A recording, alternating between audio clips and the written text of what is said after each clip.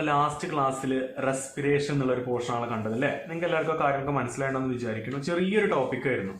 Digestion പോലെ ഒരുപാട് എൻസൈമിനെ പറ്റിയിട്ടൊന്നും പഠിക്കാണ്ടിരുന്നില്ല. Just നമുക്ക് ചെറിയൊരു ആക്ടിവിറ്റിയും അതുപോലെ തന്നെ നമ്മൾ കാൽഷ്യം കാർബണിന്റെ ഫോർമേഷനും ഒക്കെ, അതായത് കാർബൺ ഡൈ ഓക്സൈഡിന്റെ പ്രസൻസ് മനസ്സിലാക്കാൻ വേണ്ടിയിട്ട് നമ്മളൊരു ചെറിയൊരു ആക്ടിവിറ്റി ഒക്കെ ചെയ്തു. നിങ്ങൾക്ക് ഓർമ്മ ഉണ്ടാവും വിചാരിക്കുന്നു. ഈ പിച്ച് ഉള്ള ആ ഒരു ആക്ടിവിറ്റി ഓർമ്മല്ലേ? അപ്പൊ നിങ്ങൾക്ക് സംശയങ്ങളൊക്കെ ഉണ്ടെങ്കിൽ നിങ്ങൾ ചോദിക്കുക. അപ്പൊ നമ്മൾ എത്ര ആക്ടിവിറ്റികളാണ് ഇപ്പോൾ ഡിസ്കസ് ചെയ്തിട്ടുള്ളത്? ഫസ്റ്റ് നമ്മൾ മൊത്തം ലൈഫ് പ്രോസസ് എന്താന്ന് പറഞ്ഞു. അതിന്റെ ശേഷം നമ്മൾ ആദ്യം ഡിസ്കസ് ചെയ്ത ലൈഫ് പ്രോസസ് ചെയ്തിരുന്നു ന്യൂട്രീഷൻ ആയിരുന്നു. ന്യൂട്രീഷന്റെ കേസ് നമ്മൾ രണ്ട് തരം ന്യൂട്രീഷൻ ഉണ്ടെന്ന് പറഞ്ഞു. Autotrophic nutrition and heterotrophic nutrition. അതിൽ ഓട്ടോട്രോപ്പിക്കിൽ നമ്മൾ കുറച്ച് കാര്യങ്ങൾ പ്ലാന്റ്സിനെ പറ്റിയുള്ള ഡീറ്റെയിൽ ആയിട്ട് പഠിച്ചു. ഇവിടെ ഞാൻ പറഞ്ഞു രണ്ട് ചിത്രങ്ങളും അതുപോലെ ഈ രണ്ട് ആക്ടിവിറ്റികളൊക്കെ ഇമ്പോർട്ടൻ്റ് ആണ്. ഈ പിക്ചറാണ് ഇമ്പോർട്ടൻ്റ്, അതുപോലെ ആക്ടിവിറ്റി രണ്ടും ഒരുപോലെ ഇമ്പോർട്ടൻ്റ് ആണ്. ഇവിടെ നിങ്ങൾ ഓർത്ത് വെക്കേണ്ട കെമിക്കൽ ഉണ്ട്, പൊട്ടാസ്യം ഹൈഡ്രോക്സൈഡ്.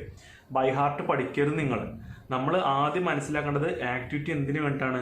നമുക്കറിയാം ഈ ഒരു ഫോട്ടോസിന്തസിസ് എന്നുള്ള സ്റ്റെപ്പിന് വളരെ ഇമ്പോർട്ടൻ്റ് ആയിട്ട് രണ്ട് ഫാക്ടറുകൾ, ഒന്ന് കാർബൺ ഡൈ ഓക്സൈഡ്, മറ്റേത് വാട്ടർ ആണ്. അത് വേണ്ട റോ മെറ്റീരിയൽ ആണ്. അതുപോലെ രണ്ട് ഫാക്ടർ എന്ന് പറഞ്ഞാൽ ക്ലോറോഫിലും സൺലൈറ്റ് ആണ്. അപ്പൊ ഇതൊക്കെ ഉണ്ടെങ്കിൽ ഫോട്ടോസിന്തസിസ് നടക്കുള്ളൂ എന്ന് കാണിക്കാൻ വേണ്ടിയിട്ട് നമ്മൾ ഡിസൈൻ ചെയ്ത രണ്ട് ആക്ടിവിറ്റിയാണ്. ഒന്നാമത്തെ ആക്ടിവിറ്റിയിൽ ക്ലോറോഫില്ലിലാണ് അല്ലെങ്കിൽ ക്ലോറോപ്ലാസ്റ്റിൽ വെച്ചിട്ടാണ് ഫോട്ടോസിന്തസിസ് നടന്നത് എന്ന് കാണിക്കാനായിരുന്നു ആദ്യത്തെ ആക്ടിവിറ്റി. രണ്ടാമത്തെ activity carbon dioxide photosynthesis നടക്കാൻ അത്യാവശ്യമുള്ള ഒരാളാണ് കാണിക്കാനായിരുന്നു. ഇവിടെ ഈ പൊട്ടാസ്യം ഹൈഡ്രോക്സൈഡിന്റെ പ്രത്യേകത, അത് കാർബൺ ഡൈ ഓക്സൈഡിനെ അബ്സോർബ് ചെയ്യും. അങ്ങനെയാണെങ്കിൽ ഈ പൊട്ടാസ്യം ഹൈഡ്രോക്സൈഡ് വെച്ച അതുള്ള ഡിഷുള്ള ആ ഒരു ജാറിൽ ഫോട്ടോസിന്തസിസ് നടക്കില്ല. അതേ സമയത്ത് മറ്റേ ജാറിൽ എന്ത് നടക്കും? ഫോട്ടോസിന്തസിസ് പോസിബിൾ ആണ്. അപ്പൊ ഇതൊക്കെ നമ്മൾ ഡിസ്കസ് ചെയ്ത ആക്ടിവിറ്റി.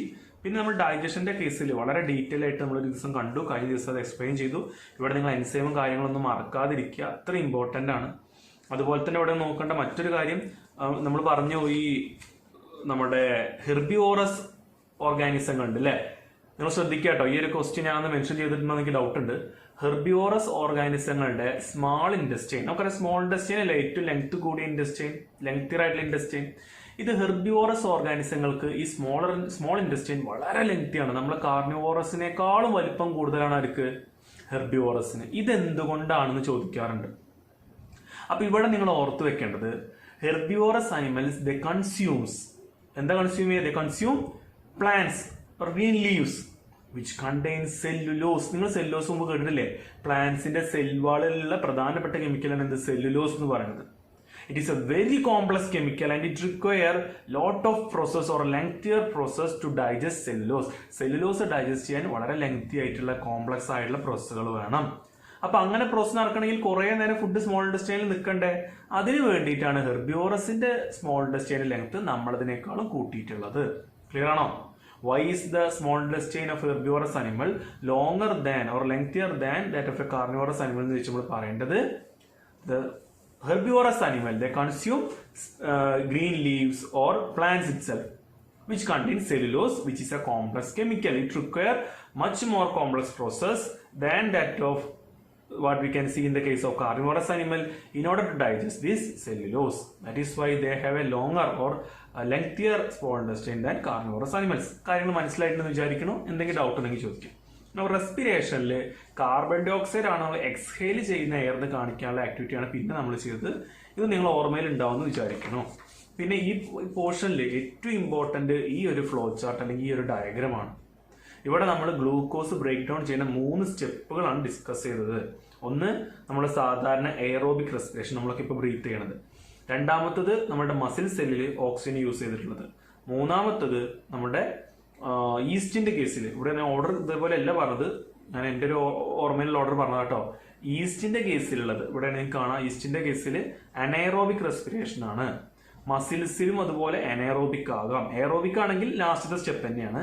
അനൈറോബിക് ആണെങ്കിൽ ഈ കാണുന്നതാണ്. അവിടെ നമ്മൾ പറഞ്ഞു ലാക്റ്റിക് ആസിഡ് ഉണ്ടാവും. ആ ലാക്റ്റിക് ആസിഡ് ആണ് മസിൽ പെയിൻ അല്ലെങ്കിൽ മസിൽ ക്രാമ്പിന്റെ ഒക്കെ കാരണം. മറക്കരുത് കേട്ടോ, ഇമ്പോർട്ടന്റ് ക്വസ്റ്റ്യൻ ആണ്. അതുപോലെ ഗ്ലൂക്കോസ് ആണ് 6 കാർബൺ മോളിക്യൂൾ ആണ്. പൈറുവേറ്റ് പറഞ്ഞാലോ 3 കാർബൺ മോളിക്യൂൾ ആണ്. ഇത്രയും കാര്യമാണ് ഇവിടെ നമ്മൾ പഠിച്ചതിൽ ഏറ്റവും ഇമ്പോർട്ടന്റ് ആയിട്ടുള്ളത്. പിന്നെ നമ്മൾ ഈ ഒരു പോർഷനിൽ പറഞ്ഞു, ഈ ഫിഷിന്റെ കേസിൽ അവര് നന്നായിട്ട് വാട്ടർ ഇൻടേക്ക് ചെയ്ത് ഗിൽസിലൂടെ ഇങ്ങനെ കളയുന്നത് പുറത്തേക്ക് കളഞ്ഞാൽ കാണാൻ പറ്റും. കാരണം എന്താണ്? അതിന്റെ കാരണം എന്താണെന്ന് പറഞ്ഞു കഴിഞ്ഞാൽ നമ്മളുടെ ഈ ക്വസ്റ്റ്യന്റെ അതിന്റെ ആൻസർ ആവും. നമുക്ക് അത് അപ്പം ഡിസ്കസ് ചെയ്യാം. പിന്നെ നമ്മളെ കേസിലുള്ള റെസ്പിറേറ്ററി ഓർഗനാണ് ലങ്സിന്റെ സ്ട്രക്ചർ ആണ് പറഞ്ഞത്.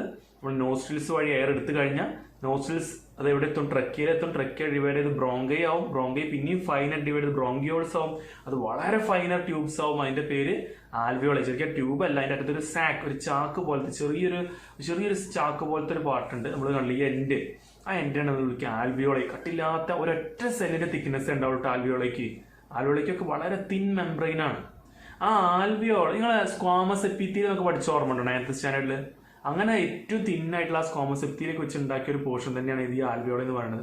ഇതിന് ചുറ്റും എന്തുണ്ടാവും? ബ്ലഡ് വെസൽ ഉണ്ടാവും. ഞാൻ അന്ന് പറഞ്ഞ എക്സാമ്പിൾ ഓർമ്മയില്ലേ? ഒരു മുട്ടായിന്റെ ഒരു സ്വീറ്റിന്റെ ചുറ്റും എങ്ങനെയാണ് ഉറുമ്പ് ആൻഡ് പൊതിഞ്ഞ് നിൽക്കുക, അതുപോലെയാണ് ഈ പറഞ്ഞ ആൽവിയോളിന്റെ ചുറ്റും ബ്ലഡ് വെസൽസ് ഉണ്ടാവുക. എന്താ അതുകൊണ്ട് ഗുണം? ഡിഫ്യൂഷൻ മാക്സിമം നമുക്ക് പോസിബിൾ ആക്കാം. ഇനി റെസിജ്വൽ വോളിയം എന്ന് പറഞ്ഞാൽ എന്തോ ഒരു വോളിയം നമ്മൾ പറഞ്ഞല്ലോ. എന്താ റെസിജ്വൽ വോളിയം എന്ന് പറയുന്നത്?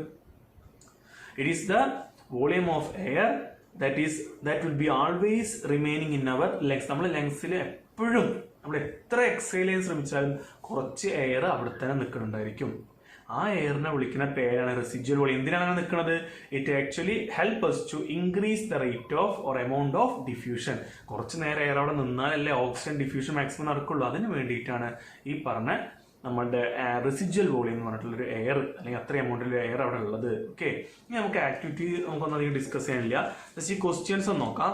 What advantage over an aquatic organism does a terrestrial organism have with regard to obtaining oxygen for respiration? Okay, question നിങ്ങൾ തല കുത്തനെ ആലോചിക്കരുത്. നമുക്ക് അറിയാവുന്ന ഒരു കാര്യമുണ്ട്. ടെറസ്ട്രിയൽ ഓർഗാനിസത്തിന് നമ്മളെ അക്വാട്ടിക് ഓർഗാനിസിനേക്കാളും എന്തൊക്കെയോ ബെനിഫിറ്റുകൾ ഉണ്ട് ശരിക്കും റെസ്പിറേഷന്റെ ഭാഗമായിട്ട് ഈ ഓക്സിജൻ ഇൻടേക്ക് ചെയ്യുന്ന കാര്യത്തിൽ. ഒന്നാമത് നമ്മൾ നേരത്തെ പറഞ്ഞു, ഫിഷ് ഒക്കെ ആണെങ്കിൽ വളരെ റാപ്പിഡായിട്ട് വാട്ടർ എന്ത് ചെയ്യണം, മൗത്തിലൂടെ എടുക്കുന്നുണ്ട്, ഗിൽസിലൂടെ കളയുന്നുണ്ട്. അല്ലെങ്കിൽ നമുക്കൊരു ഒപ്പർക്കുലം എന്ന് പറയും, ഗിൽസിന്റെ കവറിങ്, അതിങ്ങനെ ഇടയ്ക്കിടയ്ക്ക് തുറക്കണം, നമുക്ക് കാണാൻ പറ്റും. എന്തിനാ അങ്ങനെ ചെയ്യണത്? കാരണം വാട്ടറിലുള്ള ഓക്സിജന്റെ അളവ് കുറവാണ്. അത് നമ്മളിവിടെ പറഞ്ഞിട്ടുണ്ട്. അപ്പൊ അതുമായി ബന്ധപ്പെട്ട ഒരു ക്വസ്റ്റ്യൻ ആണ് ഇവിടെ ആക്ച്വലി ഉള്ളത്. ഇതിന്റെ ആൻസർ നമ്മൾ എങ്ങനെ എഴുതേണ്ടത്? For respiration purpose. ശ്രദ്ധിക്കട്ടെ, ആൻസർ നിങ്ങൾ എഴുതി വെച്ചോ. For respiration purpose terrestrial organisms. എന്താ ടെറസ്ട്രിയൽ ഓർഗാനിസം എന്ന് പറഞ്ഞു കഴിഞ്ഞാൽ ലാൻഡിൽ ജീവിക്കുന്ന ഓർഗാനിസം.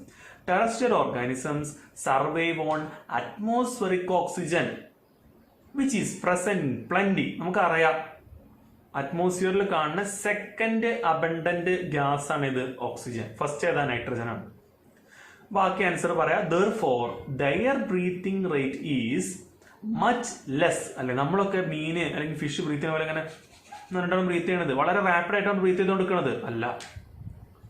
നമ്മൾ ബ്രീത്ത് ചെയ്യേണ്ട, പക്ഷെ ഫിഷ് ബ്രീത്ത് ചെയ്യാൻ അത്ര റാപ്പിഡായിട്ട് ബ്രീത്ത് ചെയ്യേണ്ട ആവശ്യമില്ല. കാരണം നമ്മൾ ഒരു തവണ ഇൻഹേൽ ചെയ്യുമ്പോൾ തന്നെ നല്ല അളവിൽ നമുക്ക് എന്ത് കിട്ടുന്നുണ്ട്? ഓക്സിജൻ കിട്ടുന്നുണ്ട്. അപ്പൊ നമുക്ക് അത്ര റാപ്പിഡായിട്ട് ആ ഒരു റേറ്റിൽ ബ്രീത്ത് ചെയ്യേണ്ട ആവശ്യമില്ല.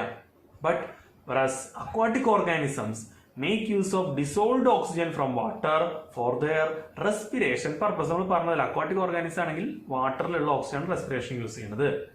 The concentration of oxygen in dissolved form is very less in water. നമ്മൾ പറഞ്ഞു തീരെ ഇല്ല എന്നല്ല കേട്ടോ, പക്ഷെ എയറുമായിട്ട് കമ്പയർ ചെയ്യുമ്പോൾ വാട്ടറിൽ നമ്മുടെ ഡിസോൾഡ് ഓക്സിജന്റെ എമൗണ്ട് വളരെ കുറവാണ്.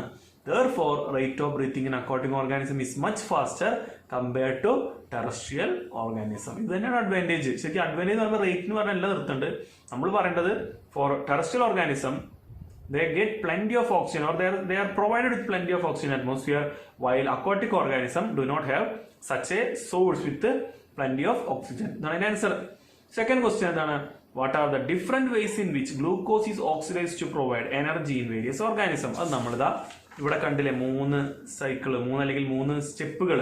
ഗ്ലൂക്കോസിനെ പൈറുവാക്കിയതും പൈറുവേറ്റ് ആക്കിയിട്ട് 3 സ്റ്റെപ്പ് കണ്ടില്ലേ? ഈ 3 സ്റ്റെപ്പാണ് നമ്മൾ ഇതിന്റെ ആൻസർ പറയേണ്ടത്.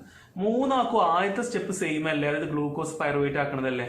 അപ്പൊ ഈ ഒരു പോർഷൻ നിങ്ങൾ ഒരു ഹെഡിങ് ഒരു ഫസ്റ്റ് പാരഗ്രാഫ് ആയിട്ട് കൊടുക്കുക. In all the organism, the first step in the conversion of glucose is converting glucose into or 6 carbon compound into a 3 carbon compound, pyruvate.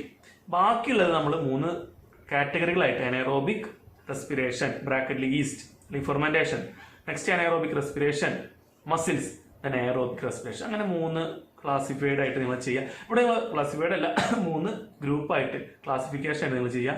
ഇനി ഇവിടെ നിങ്ങൾ ശ്രദ്ധിക്കേണ്ട ഒരു കാര്യം കൂടി ഉണ്ട്.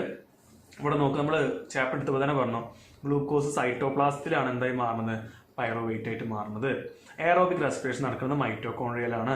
പിന്നെ മസിൽസ് ലാക്റ്റിക് ആസിഡ് പ്രൊഡക്ഷൻ മസിൽസിലാണ്. പിന്നെ എന്താ നമ്മൾ പറഞ്ഞത്?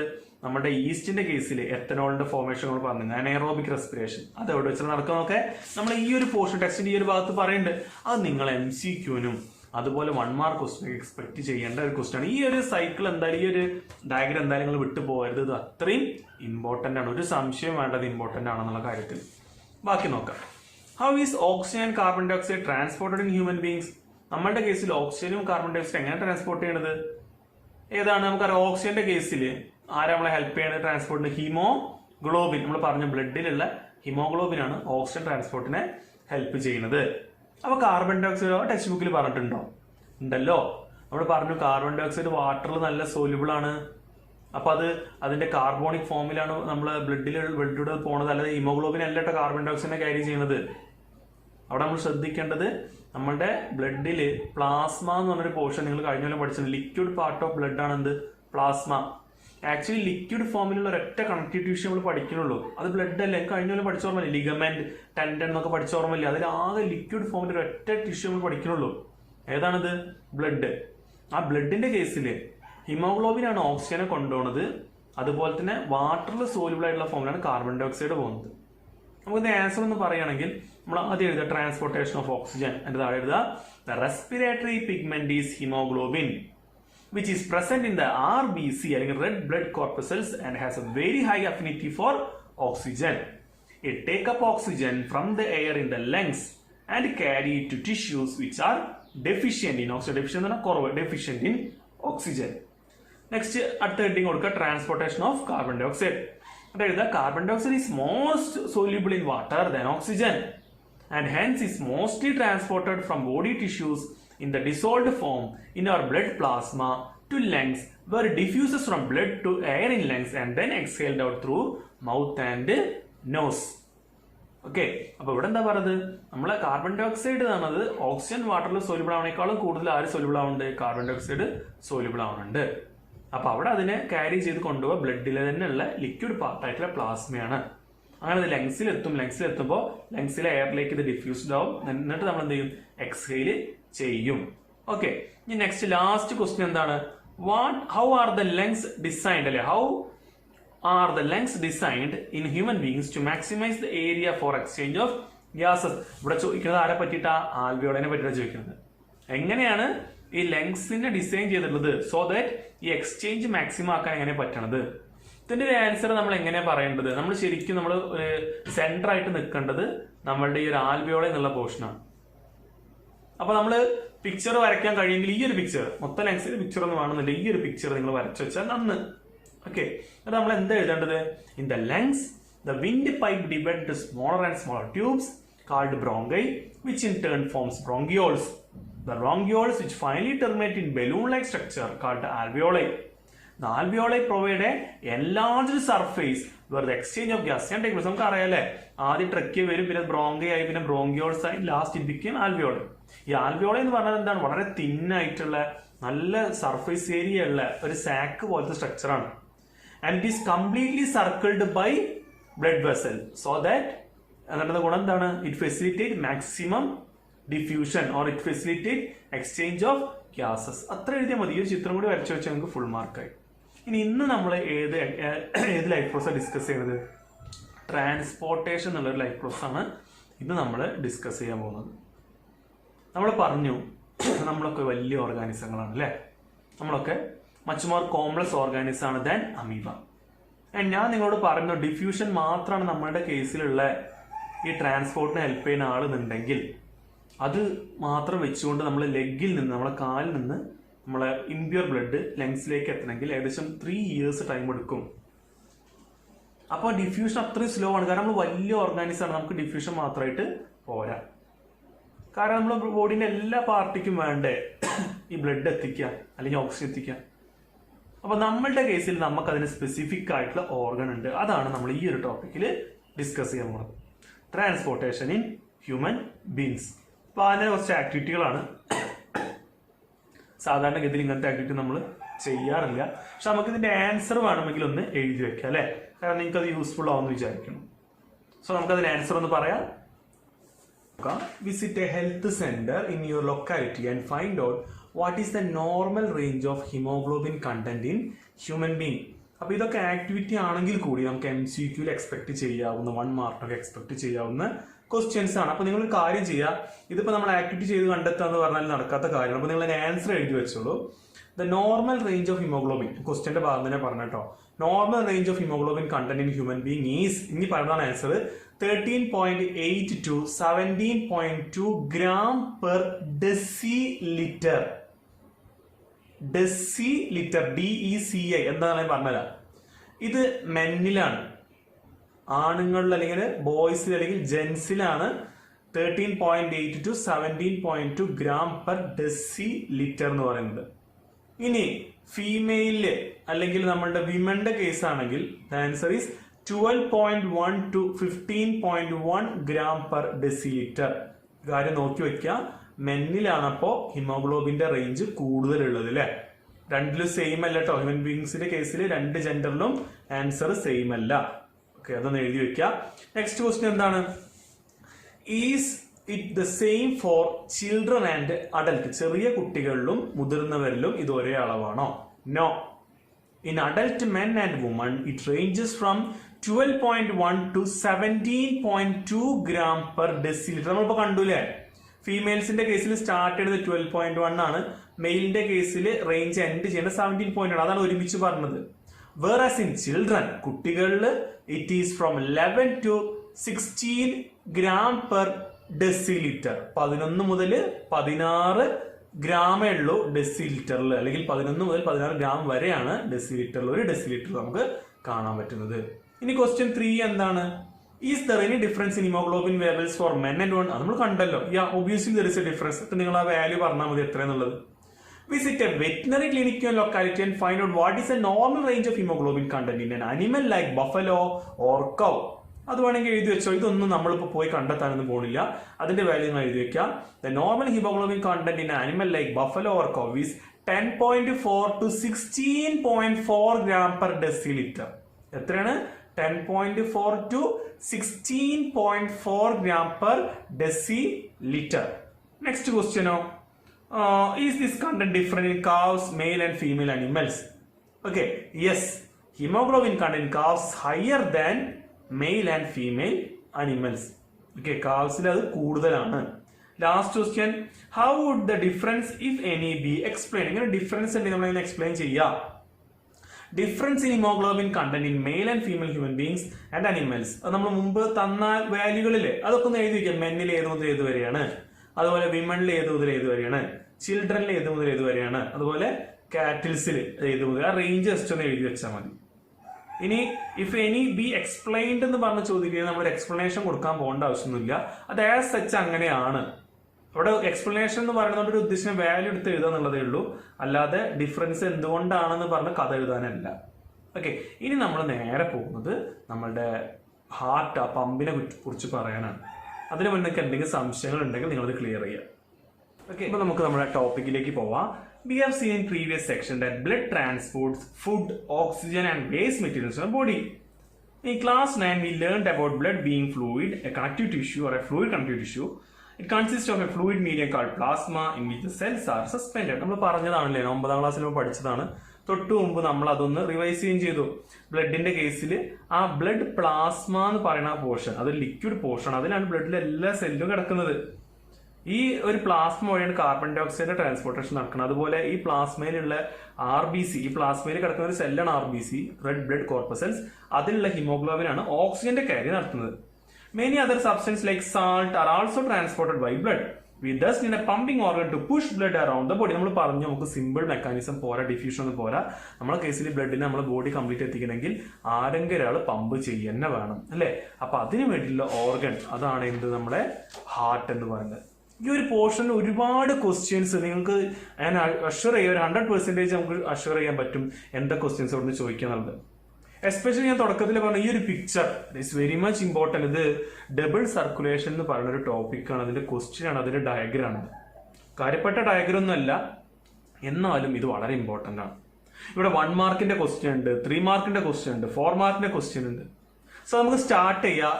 First of all let us discuss our pump, the heart. അപ്പോൾ എന്താണ് നമ്മളെ പമ്പിന്റെ പ്രത്യേകത നമുക്ക് നോക്കാം. ആദ്യം ടെക്സ്റ്റ് പറഞ്ഞ കാര്യങ്ങൾ പറയാം, അതിനുശേഷം നമുക്ക് എക്സ്ട്രാ ആയിട്ട് ക്വസ്റ്റ്യൻസ് എന്തൊക്കെയാണെന്നുള്ളത് നോക്കാം.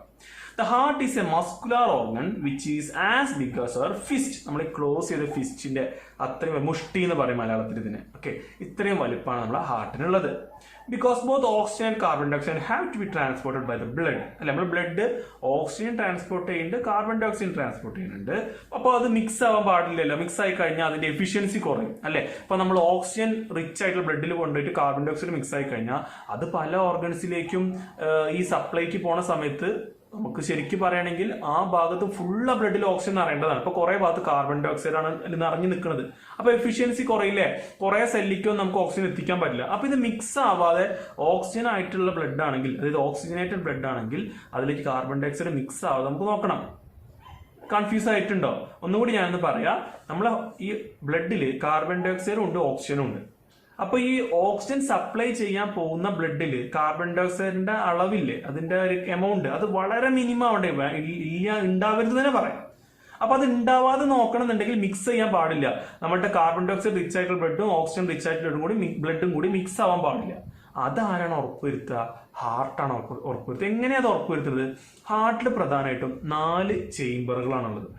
4 അറ എന്ന് പറയും, 4 ചേംബറുകൾ, 4 റൂമുകൾ ഉണ്ടെന്ന് കൂട്ടിക്കോളും. ഹാർട്ടിന്റെ 2 ലോബുകളാണ് നിങ്ങൾ ഈ കാണുന്നത്. ഓക്കെ, ഒരു ലെഫ്റ്റ് പോർഷൻ ഉണ്ട്, അതുപോലെ തന്നെ ലോബ് എന്ന് പറയാൻ വയ്യ, ലെഫ്റ്റ് 2 സൈഡുകൾ, ലെഫ്റ്റ് പോർഷൻ ഉണ്ട്, അതുപോലെ റൈറ്റ് പോർഷൻ ഉണ്ട്. പിക്ചർക്ക് നോക്കിയിട്ട് സാറേ ഇത് ലെഫ്റ്റ് സൈഡ് അല്ലേ, ഇവിടെ എന്താ റൈറ്റിന് എഴുതിയിരിക്കുന്നത്, ഇത് റൈറ്റ് സൈഡ് അല്ലേ, ഇവിടെ എന്താ ലെഫ്റ്റ്, ഇതിനൊരു ഡൗട്ട് വരരുത്. നിങ്ങളെ മുമ്പിൽ ഒരാൾ നിൽക്കുന്നതായിട്ട് ആലോചിക്കാം. അല്ലെങ്കിൽ നിങ്ങൾ തന്നെ ഈ ബുക്കിൽ നിങ്ങൾ ഹാർട്ട് വെച്ച് നിങ്ങൾ ഇങ്ങനെയാണ് കിടക്കുന്നത് വിചാരിക്കുക. ഇങ്ങനെ കിടന്നു കഴിഞ്ഞാൽ ഇപ്പൊ നമ്മൾ ബുക്കിക്ക് നോക്കുമ്പോൾ നമ്മുടെ റൈറ്റ് സൈഡ് ഇവിടെയും ലെഫ്റ്റ് സൈഡ് ഇവിടെയാണുള്ളത്, ഓക്കെയാണ്. പക്ഷെ നമ്മൾ തിരിഞ്ഞൊന്ന് നിന്ന് നോക്ക്, ഈ ഹാർട്ടിന്റെ ഡയറക്ഷനിൽ നിന്ന് നോക്ക്. അപ്പൊ നമ്മളെ റൈറ്റ് സൈഡ് ഈ ഭാഗത്തേക്ക് വരും, ലെഫ്റ്റ് സൈഡ് ഈ പോർഷനിലേക്ക് വരും. അതാണ് പിക്ചർ ഇങ്ങനെ. ഓക്കെ, നെക്സ്റ്റ് നമ്മൾ എന്താ പറയുക, പ്രധാനമായിട്ട് 2 ചേംബറുകളാണ്. ലെഫ്റ്റിൽ ഒരു ചേംബർ ഉണ്ട്, റൈറ്റിൽ ഒരു ചേംബർ ഉണ്ട്. ഈ ചേംബറുകൾ തന്നെ നമ്മൾ വീണ്ടും ക്ലാസിഫൈ ചെയ്തിട്ടുണ്ട്, അല്ലെങ്കിൽ വീണ്ടും അതിനെ 2 എണ്ണമായിട്ട് സ്പ്ലിറ്റ് ചെയ്തിട്ടുണ്ട്. ഒരു ലെഫ്റ്റിൽ 2 ഇതേപോലെ 2 ചേംബറുകൾ ഉണ്ട്, റൈറ്റിൽ 2 ചേംബറുകൾ ഉണ്ട്. ഓക്കെ, ലെഫ്റ്റിലെ 2 ചേംബറിൽ ഈ ടോപ്പിലുള്ള ചേംബറിന്റെ പേരാണ് ആട്രിയം. 2 ചേംബർ ആയിക്കോട്ടെ, ടോപ്പിലുള്ള പോർഷൻ വിളിക്കുന്ന പേരാണ് ഏട്രിയം, താഴെയുള്ളതിനെ വിളിക്കുന്ന പേരാണ് വെൻട്രിക്കിൾ. ഇതെന്തിനു വേണ്ടാണ്? ബ്ലഡ് മിക്സ് ആവാതെ എഫിഷ്യന്റ് ആയിട്ടുള്ള ബ്ലഡ് ഓക്സിജൻ സപ്ലൈക്ക് വേണ്ടിയിട്ടാണ് ഇങ്ങനെ ഒരു ചാമ്പർ സിസ്റ്റം ഉള്ളത്. നമുക്ക് ബാക്കി നോക്കാം, എന്നിട്ട് മതി നമുക്ക് കഥ പറയാം. The heart has different chambers to prevent the oxygen-rich blood from mixing with the blood containing carbon dioxide. The carbon dioxide-rich blood has to reach the lungs for the carbon dioxide to be removed. അതായത് ഈ ഒരു ബ്ലഡിൽ carbon dye oxide ഉള്ള blood എന്ന് പറഞ്ഞാൽ നമുക്ക് ലങ്സിൽ കൊണ്ടുപോയിട്ട് വേണ്ട പ്യൂരിഫൈ ചെയ്യാൻ. അപ്പൊ അതിനുള്ള ലങ്സിറ്റാ കൊണ്ടുപോകേണ്ടത്. അതിവിടെ ആരും മിക്സ് ചെയ്യാൻ പാടില്ല, ഓക്സിജൻ റിച്ച് ബ്ലഡുമായിട്ട് മിക്സ് ചെയ്യാൻ പാടില്ല. And oxygenated blood from the lungs has to be brought back to the heart. ആ ഓക്സിജൻ ഫില്ല് ചെയ്തുള്ള ബ്ലഡ് ഇല്ലേ, അതായത് ലങ്സ് ഇവിടുന്ന് എന്ത് ചെയ്തു, കാർബൺ ഡൈ ഓക്സൈഡ് മുഴുവനായിട്ട് ഫില്ല് ചെയ്ത ബ്ലഡ് ലങ്സിലേക്ക് പോയി. ലങ്സ് പോയിട്ട് ആ ബ്ലഡ് എന്ത് ചെയ്തു, കാർബൺ ഡൈ ഓക്സൈഡിനെ എക്സ്ചേഞ്ച് ചെയ്തിട്ട് ഓക്സിജനെ വാങ്ങി, അല്ലെ, എക്സ്ചേഞ്ച് ചെയ്തിട്ട് ഓക്സിജനെ വാങ്ങി. ആ ബ്ലഡ് തിരിച്ച് ഹാർട്ടിക്ക് തന്നെ വരണ്ടേ, എന്നിട്ട് വേണ്ട ഹാർട്ടിനെ പമ്പ് ചെയ്യാൻ. അതാണ് പറഞ്ഞത്. This oxygen rich blood is then pumped to the rest of the body. അങ്ങനെ ഈ ഓക്സിജൻ റിച്ച് ആയിട്ട് വരുന്ന ബ്ലഡിനെ നമുക്ക് നമ്മുടെ ബോഡിയുടെ പല പാർട്സിലേക്കും, നമ്മളെ ബ്രെയിനിക്കും അതുപോലെ ലെഗിലേക്കും എല്ലാ പാർട്സിലേക്കും നമുക്ക് അതിനെ പമ്പ് ചെയ്യണം. We can follow this process step by step. Okay, നമുക്ക് ഈ ഒരു പ്രോസസ്സിനെ സ്റ്റെപ്പ് ബൈ സ്റ്റെപ്പ് ആയിട്ട് ഫോളോ ചെയ്തു പോകണം. ഇവിടെ ഞാൻ ഒരു 2 കാര്യങ്ങൾ, 2 ഡെഫിനേഷൻ എന്തെന്ന് പറഞ്ഞു തരാൻ പോകണം. ആദ്യം നിങ്ങൾ ശ്രദ്ധിക്കാം, സാധാരണ സെൻസിൽ, നോർമൽ സെൻസിൽ ആർട്ടറി എന്ന് പറഞ്ഞാൽ പ്യുവർ ബ്ലഡിനെ ക്യാരി ചെയ്യുന്ന ആളാണ്. നോർമൽ സെൻസിൽ പ്യുവർ ബ്ലഡിനെ ക്യാരി ചെയ്യുന്ന ആളാണ് ആർട്ടറി. ഇംപ്യുവർ ബ്ലഡിനെ ക്യാരി ചെയ്യുന്ന ആളാണ് വെയിൻ. ബട്ട് ഈ ഒരു ഡെഫിനിഷൻ കൊടുക്കാൻ പറ്റാത്ത 2 ബ്ലഡ് വെസൽ നമ്മുടെ ഹ്യൂമൻ ബോഡിയിലുണ്ട്. ഒന്നിന്റെ പേര് പൾമണറി ആർട്ടറി എന്നാണ്, മറ്റേതിന്റെ പേര് പൾമണറി വെയിൻ എന്നാണ്. സാധാരണ ആർട്ടറിക്ക് എന്ത് ക്യാരി ചെയ്യും? Pure blood. പക്ഷേ പൾമണറി ആർട്ടറി ക്യാരി ചെയ്യുന്നത് ഇംപ്യുവർ ബ്ലഡ് ആണ്. മനസ്സിലായോ? സാധാരണ ആർട്ടറി ഒക്കെ പ്യുവർ ബ്ലഡ് ആണ്, പക്ഷെ പൾമണറി ആർട്ടറി ക്യാരി ചെയ്യുന്നത് ഇംപ്യുവർ ബ്ലഡ് ആണ്. വെയിൻ ക്യാരി ചെയ്യുക ഇംപ്യുവർ ബ്ലഡ് ആണ് നമ്മൾ പറഞ്ഞു, പക്ഷെ പൾമണറി വെയിൻ ക്യാരി ചെയ്യുക പ്യുവർ ബ്ലഡ് ആണ്. ഈ ഒരു ഡിഫറൻസിന്റെ കാരണം എന്താ പറയുക, ശരിക്കും പ്യുവർ ബ്ലഡ് ആണോ ക്യാരി ചെയ്യുന്നത്, ഇംപ്യുവർ ബ്ലഡ് ആണോ ക്യാരി ചെയ്യുന്നത് നോക്കിയിട്ടല്ല നമ്മൾ ആർട്ടറി വെയിനിന് പേര് കൊടുക്കേണ്ടത്. അവിടെ ഒരു വ്യത്യാസമുണ്ട്. ഹാർട്ടിന്ന് ശ്രദ്ധിക്കുക, ഹാർട്ടിൽ നിന്ന് മറ്റു ഓർഗണിക്ക് ബ്ലഡ് കൊണ്ടുപോകുന്ന ബ്ലഡ് വെസലിനെയാണ് നമ്മൾ എന്ത് വിളിക്കുക? ആർട്ടറി എന്ന് വിളിക്കുക. ഹാർട്ടിൽ നിന്ന് മറ്റു ഓർഗൻസിലേക്ക്. അതിന്റെ അർത്ഥം എന്താ? നമ്മളങ്ങനെ ഇംഗ്ലീഷിൽ തന്നെ പറയാം, the blood vessel which carry blood from heart to other organs are called as arteries. അപ്പൊ വെയിൻ എന്താണ്? The blood vessel which carry blood from organs back to heart is called as or are called as vein. ഇനി pulmonary ആർട്ടറിയും വെയിനും ഇങ്ങനെ ഒരു വ്യത്യാസം വരാൻ കാരണം എന്താ നമ്മൾ ഇനി കാണും. ഈ ഹാർട്ടിന്റെ ഫംഗ്ഷനിങ് പറയുമ്പോൾ നമുക്കത് ക്ലിയർ ചെയ്യും. Okay, we can follow this process step by step. Oxygen rich blood from chamber of the heart. ഏത് ചേംബർ ആണ്? ലെഫ്റ്റ് ചേംബറിലാണ് കേട്ടോ ഓക്സിജൻ റിച്ച് ബ്ലഡ്. ഇവിടെ റെഡ് കളർ കണ്ടില്ലേ നിങ്ങൾ? ഈ റെഡ് ഷെയ്ഡുള്ള ഭാഗമാണ് ഓക്സിജൻ റിച്ച് കാണിക്കുന്നത്, ബ്ലൂ കളറിൽ കാണിക്കുന്നത് ഇംപ്യൂർ ബ്ലഡ് ആണ്. ഇത് പ്യൂർ ബ്ലഡ് ആണ്, ഇത് ഇംപ്യൂർ ബ്ലഡ് ആണ്. സോ നമ്മൾ ലങ്സിൽ നിന്ന് ഓക്സിജൻ റിച്ച് ബ്ലഡ് എങ്ങോട്ട് വരും? ഈ ലെഫ്റ്റ് ഏട്രിയത്തിക്ക് വരും. എങ്ങോട്ടാ വരിക? ലെഫ്റ്റ് ഏട്രിയത്തിക്ക്. അപ്പൊ ഞാൻ ഇവിടെ പറയുന്നത് നിങ്ങൾ ശ്രദ്ധിച്ച് കേൾക്കുക. ഈ ലെഫ്റ്റ് ഏട്രിയത്തിക്ക് ബ്ലഡ് കൊണ്ടുവരുന്നത് ഒരു ബ്ലഡ് വെസൽ ആവുമല്ലോ. അപ്പൊ അത് പ്യുവർ ബ്ലഡാണ് വരുന്നത്. കാരണം ലങ്സ് നിന്ന് ഹാർട്ടിന്റെ ലെഫ്റ്റ് ഏട്രിയത്തിക്ക് വരും, പ്യുവർ ബ്ലഡാണ് വരുന്നത്. അപ്പൊ പ്യുവർ ബ്ലഡ് ആണ് വരിക. സാധാരണ നമ്മൾ ആർട്ടറി നല്ല വിളിക്കുക. പക്ഷെ നമ്മൾ ഈ ഒരു ബ്ലഡ് വെസലിന്റെ ഡെഫിനിഷൻ പ്രകാരം ഒരു ഓർഗണിൽ നിന്ന് ഹാർട്ടിലേക്ക് ബ്ലഡ് കൊണ്ടുവരികയാണെങ്കിൽ അതിന് നമ്മൾ എന്താ വിളിക്കേണ്ടത്? വെയിന് നല്ല വിളിക്കേണ്ടത്. ഇപ്പോ ഹാർട്ടിക്ക് എവിടുന്നാ ബ്ലഡ് വരുന്നത്? ലങ്സ് നിന്നല്ലേ വരുന്നത്. അത് പ്യുവർ ബ്ലഡ് ആണ് വരുന്നത്. അതൊക്കെ ശരിയാണ്. പക്ഷെ ഒരു ഓർഗണിൽ നിന്ന് ഹാർട്ടിക്കാണ് ബ്ലഡ് വരുന്നത്. ഏത് ഓർഗണിൽ വരുന്നത്? ലങ്സിൽ നിന്നാണ് വരുന്നത്. ഇവിടെ ലങ്സിൽ നിന്ന് ബ്ലഡ് വരികയാണ്, അത് പ്യുവർ ബ്ലഡ് ആണ്, ഒന്നും പറഞ്ഞിട്ട് കാര്യമില്ല. ഹാർട്ടിലേക്ക് വരിക ആയതുകൊണ്ട് നമ്മളതിനെ വെയിനെ വിളിക്കാൻ പാടുള്ളൂ. ഈ ഒരു വെയിന്റെ പേരാണ് പൾമണറി വെയിൻ. ഓക്കെ, ആ പൾമണറി വെയിനിന്ന് ബ്ലഡ് വന്നിട്ട് എങ്ങോട്ട് എത്തിയത്? ഇതിലൂടെ വന്നു, പൾമണറി വെയിൻ വഴി വന്ന് ലെഫ്റ്റ് ഏട്രിയത്തിൽ. ഇതാണ് ലെഫ്റ്റ് ഏട്രിയ കേട്ടോ. അപ്പൊ ലെഫ്റ്റ് ഏട്രിയത്തിൽ ബ്ലഡ് ഫില്ലായി. അപ്പൊ തന്നെ നമ്മളെ ഹാർട്ട് ഒന്ന് കോൺട്രാക്ട് ചെയ്യും. ലെബ് സൗണ്ട്. നമ്മളെ ഹാർട്ട് ബീറ്റ് ശരിക്കും രണ്ട് സൗണ്ടാണ്, ലെബ് ആൻഡ് ഡബ്. രണ്ട് ആ ദബ് ദബ് എന്നുള്ള സൗണ്ട് നമ്മളിങ്ങനെ പറയുന്നത് രണ്ടും ഒരേ സൗണ്ട് അല്ല, ലെബ് ആൻഡ് ഡബ്. ആ ലെബ് എന്നുള്ള സൗണ്ട്, അതായത് അതൊരിട്ട് കോൺട്രാക്ട് ചെയ്തു. അപ്പൊ ബ്ലഡ് ഒക്കെ കൂടി എങ്ങോട്ട് പോകും? ലെഫ്റ്റ് വെൻട്രിക്കിളിലേക്ക് പോകും. തിരിച്ചിങ്ങോട്ട് പോകൂലേ? പോകൂല. കാരണം അതിനോടൊരു വാൾവ് ഉണ്ട്. നമ്മൾ ഫുഡിന്റെ ഇൻടേക്കിന്റെ സമയത്ത് പറഞ്ഞില്ലേ ഒരു ഡയറക്ഷനിൽ മാത്രമേ ഫുഡ് ഫ്ലോ ചെയ്യുള്ളൂ എന്ന്. അതുപോലെ ബ്ലഡിനും ഫ്ലോ ചെയ്യാൻ ഇവിടെ വാൾവുകൾ ഉണ്ട്. ആ വാൾവ് ഒരു ഡയറക്ഷനിലേക്ക് മാത്രമേ ഓപ്പൺ ആവുള്ളൂ. അപ്പൊ ഒരു തവണ അമർന്നു ബ്ലഡിന് തിരിച്ചിങ്ങോട്ട് പോകാൻ പറ്റില്ല. ഈ പ്രഷറോട് കൂടി ഈ ഏട്രിയ അങ്ങനെ അമർന്നില്ലേ, കോൺട്രാക്ട് ചെയ്തില്ലേ, ആ പ്രഷറോടെ ബ്ലഡ് എവിടെ എത്തും? വെൻട്രിക്കിളിലെത്തും. വെൻട്രിക്കിളിൽ ഈ ഓക്സിജനേറ്റഡ് ബ്ലഡ് നിറഞ്ഞു കഴിഞ്ഞാൽ വീണ്ടും ഒന്നുകൂടി പ്രസ് ചെയ്യും. അപ്പൊ ബ്ലഡ് നേരെ ഇവിടെ അയോർട്ട എന്ന് പറഞ്ഞൊരു ബ്ലഡ് വെസൽ ഉണ്ട്. എന്താ പേര്? അയോർട്ട എന്ന് കാണുന്നത്. അതാണ് അയോർട്ട. കണ്ടോ ഈ അടി കൂടി കേട്ടോ, ഈ ഓറഞ്ച് അല്ലെങ്കിൽ റെഡ് കളർ ഷെയ്ഡ് കാണാം, ആ ഷെയ്ഡ് കാണാം, അതുകൂടെ പോണത് ആ അയോർട്ട കൂടെ ഉണ്ട് വരും. അയോർട്ട എന്ന് പറയുന്നത് ഒരു ആർട്ടറിയാണ്. അത് നമ്മളെ ബോഡിയിൽ ഒരുപാട് നല്ല ബോഡിന്റെ എല്ലാ പാർട്ടിലേക്കും സ്പ്ലിറ്റ് ചെയ്ത് പോകുന്നുണ്ട്. അപ്പൊ എല്ലായിടത്തേക്കും ഏത് ബ്ലഡ് എത്തും? ഓക്സിജനേറ്റഡ് ബ്ലഡ് എത്തും. ഇവിടെയും തിരിച്ചു പോവോ? ഏട്രിയത്തിക്ക് പോവോ? പോവില്ല. എന്താ കാരണം? ഇവിടെ ഒരു വാൾവ് ഉണ്ട്. ആ വാൾവ് ഈ വെൻട്രിക്കിളിൽ ഫില്ല് ചെയ്ത ബ്ലഡിനെ എങ്ങോട്ട് പോകാൻ സമ്മതിക്കൂല? ഏട്രിയത്തിക്ക് പോകാൻ സമ്മതിക്കൂല. ക്ലിയർ ആണോ പറഞ്ഞ കാര്യം? ശരിക്കും ഹാർട്ട് ഇത്ര സിമ്പിൾ അല്ല, ഈ ഡയഗ്രം പോലെ സിമ്പിൾ അല്ല. ഈ ലെബും ഡബും ഒക്കെ ഉണ്ട്. ഈ രണ്ടാമത് വെൻട്രിക്കിൾ അമർന്നില്ലേ, അത് ഡബ് എന്നുള്ള സൗണ്ടാണ്. ഇത് രണ്ടും ഇങ്ങനെ പീരിയോഡിക് ആയിട്ട് ഇങ്ങനെ കോൺട്രാക്ട് ആൻഡ് റിലാക്സ് ചെയ്യുന്നത്. ഇവിടെ കുറെ ഫൈബറുകളൊക്കെ ഉണ്ട്. പെർക്കിഞ്ചെ ഫൈബർ അല്ലെങ്കിൽ പൾസ് മേക്കർ എന്ന് പറഞ്ഞ വേറെ പാട്ടൊക്കെ പഠിക്കാണ്ട്. ഇവിടെ നമുക്ക് അതൊന്നും പഠിക്കാനില്ല. അതുപോലെ ഈവൻ വാൾവിന്റെ പേര് വരെ നമുക്ക് പഠിക്കാനില്ല. ബൈകസ്പിഡ് വാളും ട്രൈകസ്പിഡ് വാളും. ബൈ ആൻഡ് ട്രൈ, BI ആണ് ബൈ, പിന്നെ ട്രൈ TRI. 2, 3 വാൾവ് അല്ലെ. ബൈ കസ്പിഡ് എന്തോ 2 ഉണ്ട്. ബൈ എന്നുള്ള വാക്ക് സാധാരണ 2 എന്നുമായിട്ട് അസ്പിഡ് ആണല്ലോ, ഡൈ പോലെ തന്നെ. ട്രൈ എന്ന് പറയുന്നത് 3 എന്നുള്ളൊരു മീനിങ്ങിലാണ്. ഇവിടെ വാൾവിന്റെ പ്രത്യേകതയുമായി ബന്ധപ്പെട്ടാണ് പേര് കൊടുത്തിട്ടുള്ളത്. നമുക്കത് വേണ്ട. ഇനി ഇവിടെ നോക്ക് നിങ്ങൾ, ബോഡിയുടെ പല പാർട്ടിൽ നിന്ന് ഇംപ്യൂർ ബ്ലഡ് ആദ്യം അങ്ങോട്ട് വരണം, ഹാർട്ടിക്ക് വരണം, എന്നിട്ട് വേണം ലങ്സിക്ക് പോവാൻ, പമ്പ് ചെയ്യണ്ടേ. അപ്പൊ ഇവിടുത്തെ കേസിൽ നമ്മുടെ ബോഡീന്റെ ഹാർട്ടിന്റെ താഴെയുള്ള പോർഷൻ നിന്ന്, ഹാർട്ടിനേക്കാളും താഴെയുള്ള ഭാഗത്ത് നിന്ന് ഇംപ്യൂർ ബ്ലഡിനെ ക്യാരി ചെയ്യണ വെയിന്റെ പേരാണ് ഇൻഫീരിയർ വീനക്കാവ. എന്താ പേര്? ഇവിടെ വീനക്കാവ എന്ന് മാത്രമേ കൊടുത്തിട്ടുള്ളൂ. 2 വീനക്കാവകളാണുള്ളത്. സുപ്പീരിയർ വീനക്കാവ ഹാർട്ടിന്റെ മേലുള്ള പോർഷനിൽ ബ്ലഡ് കൊണ്ടാണത്. ഇൻഫീരിയർ വീനക്കാവ ബോഡിയുടെ ഹാർട്ടിന്റെ താഴത്തുള്ള ഭാഗത്ത് നിന്ന്, കാലിനൊക്കെ ഇംപ്യൂർ ബ്ലഡ് കൊണ്ടുവരുന്ന ആൾക്കാർ. ഇത് രണ്ടും എങ്ങോട്ട് വരും? റൈറ്റ് ഏട്രിയത്തേക്ക് വരും. റൈറ്റ് ഏട്രിയം ഒന്നാം വരും. ഒരു കാര്യം ശ്രദ്ധിക്കണം, ലെഫ്റ്റ് ഏട്രിയം വേറെ ഒന്നാം വരും, റൈറ്റ് ഏട്രിയം വേറെ വരും. അങ്ങനെയല്ല, രണ്ട് ഏട്രിയോട് ഒരുമിച്ചാണ് കോൺട്രാക്ട് ചെയ്യുക. ലബ് എങ്ങോട്ട് എത്തി? വെൻട്രിക്കിളിലേക്ക് എത്തും. തിരിച്ചു പോവോ? പോവില്ല, കാരണം അവിടെ വാൾവ് ഉണ്ട്. ബ്ലഡ് ഇവിടെ എത്തി, ഒന്നുകൂടി വെൻട്രിക്കിൾ അമർന്നു, ഡബ്. അപ്പൊ അത് രണ്ട് വെൻട്രിക്കിൾ ഒരുമിച്ചാട്ടോ. ബ്ലഡ് നേരെ എങ്ങോട്ട് ചാടും? Pulmonary artery. കണ്ടോ നിങ്ങള്, സംഗതി ഇംപ്യൂർ ബ്ലഡ് ആണെങ്കിലും പേര് പൾമോണറി ആർട്ടറി എന്നാണ്. എന്താ കാരണം? Because this blood vessel carry blood from heart to an organ. സംഗതി പ്യൂരിഫിക്കേഷൻ വേണ്ടി കൊണ്ടുപോവാണെങ്കിലും ഡെഫിനിഷൻ പ്രകാരം അതൊരു ആർട്ടറിയാണ്. കാരണം ഹാർട്ടിൽ നിന്ന് മറ്റൊരു ഓർഗനിലേക്ക് ബ്ലഡ് വെസൽ പോകേണ്ട നമ്മൾ എന്താ വിളിക്കേണ്ടത്? ആർട്ടറി എന്നാണ് വിളിക്കേണ്ടത്. ഇനി ഈ ഭാഗത്ത് വാൾവിന്റെ കാര്യം ജസ്റ്റ് ഒന്ന് മെൻഷൻ ചെയ്യേണ്ട, നമുക്ക് നോക്കാം.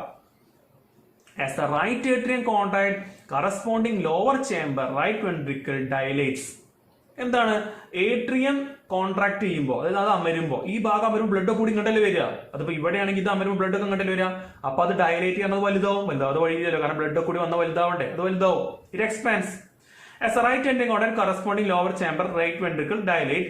This transfers blood to right ventricle, which in turn pump it to the lungs for oxygenation. ഈ ഭാഗത്തിന്റെ കാര്യം പറഞ്ഞു കേട്ടോ.